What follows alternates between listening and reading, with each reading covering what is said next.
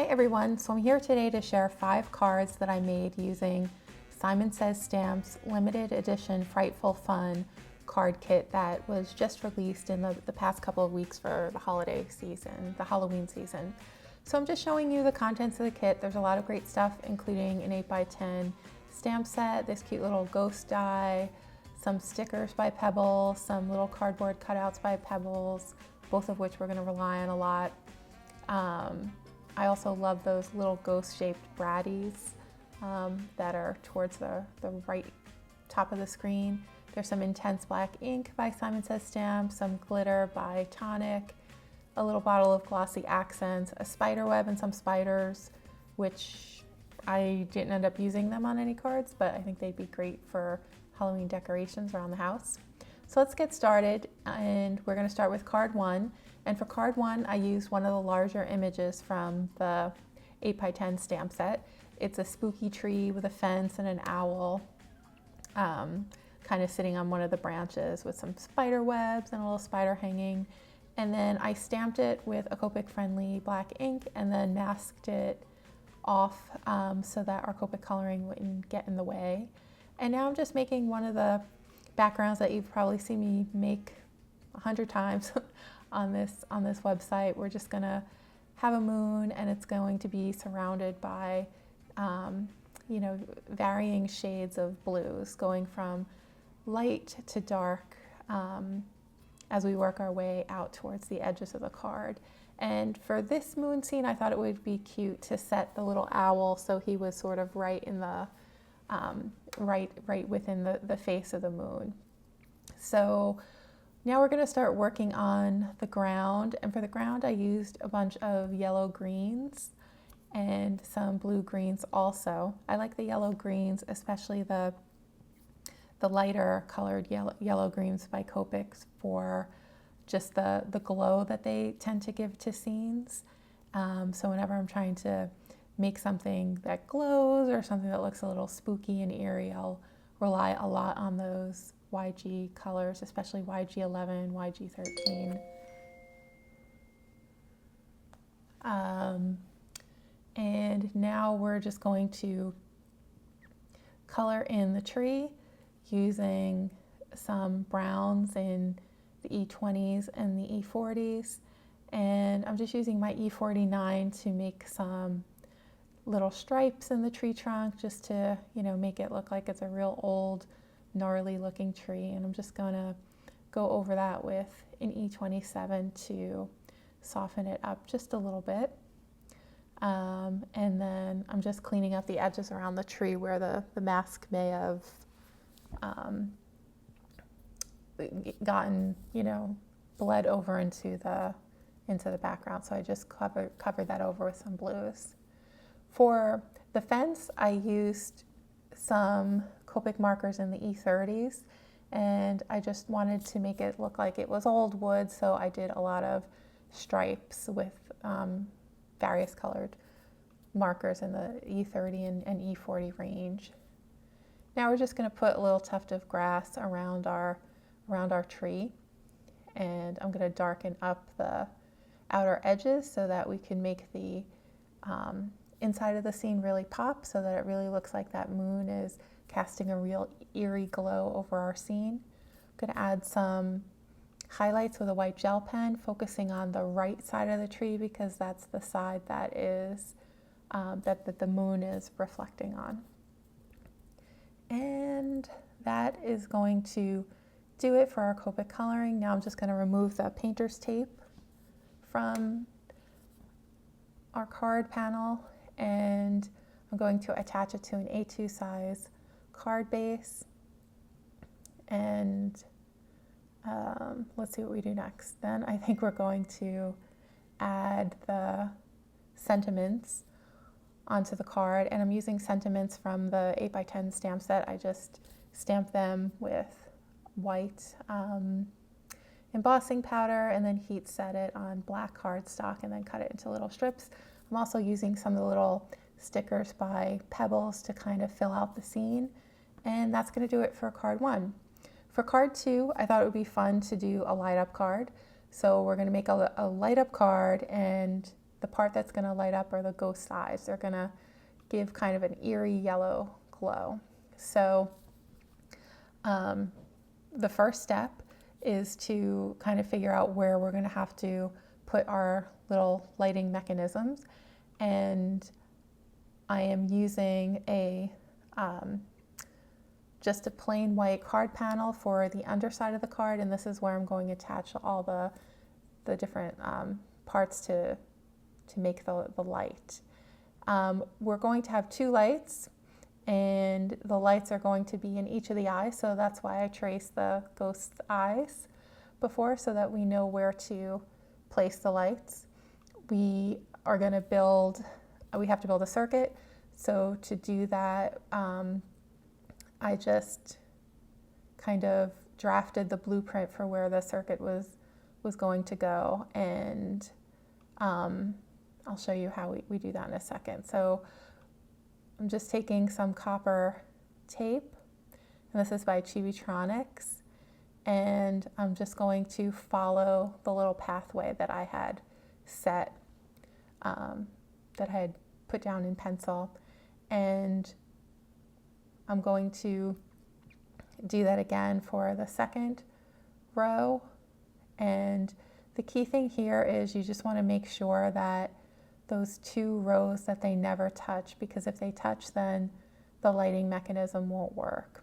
So as you're working your way along with this copper tape, there are 2 things you have to remember. The 2 sides of the circuit should never touch, and then whenever you're going to, you need to change directions with your tape, you need to fold the tape back on itself and then kind of go in a right angle and start the new angle that you want to go. I'm running a bone folder over the copper tape once I've laid it down, just to make sure that it is firmly adhered to the card panel, and I've also found that this will help with the conductivity as well. We're going to place 2 lights where the ghost eyes would be, and I'm using some colored yellow lights by Chibitronics. In hindsight, I might have used just plain white. It might have made for a brighter light, but I think the yellow is kind of cool too. Green also would have been a fun color to use. And I'm just kind of checking out my little mechanism, making sure it works. I cut a hole in my orange paper because I just wanted to make sure that the light shone through, was able to shine through, and I thought that it would be difficult for it to do so over 2 layers of paper. So that's why I kind of cut the hole in the orange paper. Now I'm just checking to see where to place the ghost, and I'm making sure not to cover up his eyes. Now I'm going to add the boo to the center of the ghost, and to do this I just I cut the boo several different times, once with some foam tape and then once with regular cardstock, and then I adhered the little stack together so that the boo would stand out and have some dimension against the ghost. So that's why I did that. Now we're going to work on the bottom panel, and to do this we're going to triple up our foam tape, and so we're going to have tripled up foam tape all around the edges, and then also encasing that little battery pocket, because if not, the battery would just fall out of the card. So that's why I kind of did that to the battery. All right, so now everything is in place. I'm just going to put a little sign that says "Push Me" on the candy corn, because that's going to be, the candy corn is going to go over the spot where the battery is, so that when you press it, that's what will make the eyes light up. And we're just going to add our sentiment, and this is one of the sentiments that's in the kit, and adhere all of that to a kind of neon green card base, and this was one of the pieces of cardstock that was included in the kit. And there we have it. We have our little ghost with his glowing, scary yellow eyes. So that is it for card 2. moving on to card 3. This one, I just felt like doing some paper piecing. Really wasn't in the mood to do any coloring for this card. Sometimes it's nice just to look at the little, the pieces that you have and just put them together. So that's what I'm doing here. So I'm using 2 of the pattern papers from the pattern paper set that comes with the kit. I'm going to take that little ghost again and put him in the left-hand corner of the card. Taking my multimedia matte glue, and I'm going to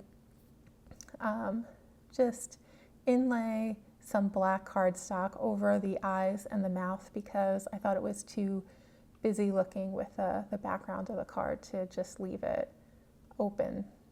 For the boo, we're going to do the same thing we did before, except this time we're going to inlay a white piece of cardstock in the center of the letter, so that again it doesn't look so busy because this pattern paper has a lot going on. And I just did the same thing. I took foam tape and then a layer of cardstock, adhered them together, and now I thought it'd be fun to give the ghost some googly eyes. So I'm just using these googly eyes that I just picked up from Simon Says Stamp. I think they're by Doodlebug, and I added them to the ghost. And then I decided I wanted to have my boo in glitter cardstock, so I'm just adding another layer of glitter paper over the cardstock that was already there. I'm taking some of the other little images that are included in the kit. These are little cardboard pieces, and I'm just kind of figuring out how I want to arrange them to make the card look cute. And I decided to put that little spider in the upper right-hand corner and have it look like he is just kind of, hanging there by his web. And I was thinking about using a piece of string to do it, but then I was lazy, so I just drew it in with a white gel pen and decided to give him some googly eyes too, because, why not? For card number 4, this one, again, we're going to just use all pieces that are included in the kit, no coloring on this one. So I just cut a circle kind of offset in the upper left-hand corner, and then I put one of the sentiments in the kit behind that. And then we're going to use some more of the Pebbles cardboard pieces to decorate the card. The pattern paper, the black dots on the cream colored cardstock, that's also pattern paper that was in the kit. And then we're just going to dress it up with some stickers. And one of the cool things is that the stickers coordinate really, really well with the little cardboard cutouts that are included in the kit. So I was actually able to add stickers on top of some of the cardboard images just to give them dimension, and they fit perfectly. So this is our kind of, feminine, rustic Halloween card, and that's going to do it for card 4. For card 5, I thought we'd get back to some Copic coloring again, and we're going to make a giant moon this time. And I used one of my drinking glasses to trace the circle for the moon. And we're going to use a bunch of Copic markers in the BV series. So I started with BV00, moved on to BV02, and then to 04, and then to 06. And then we're going to have some fun, and we're going to add some blues in just a second. So here, I've done this moon lots of times. I also have a video on this channel of a haunted house that's like kind of sitting behind a moon like this with a turquoise background. If I welcome you to watch that if you want to see this in a little bit slower motion with some more explanation. So here I'm adding the blues, and I really like what it did to the background. It just kind of gave it a dreamy feel to it by mixing the blues with the purple. Now I'm adding some grass to the bottom of the scene, and I'm just using some BV 21, 25, 23, and 29. And I'm just making little flecks to kind of just make it look like grass in the background.